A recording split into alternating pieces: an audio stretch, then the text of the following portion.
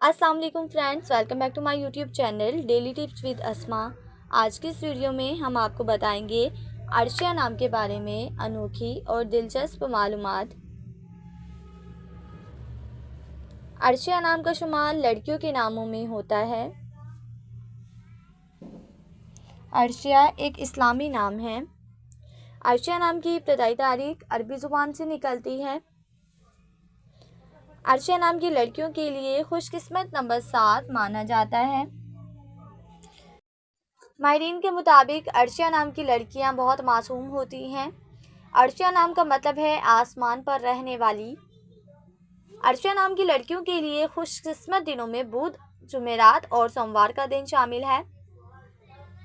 अर्शिया नाम के अफराद के लिए मुवाफिक रंगों में काला, नीला और सुर्ख रंग शामिल है।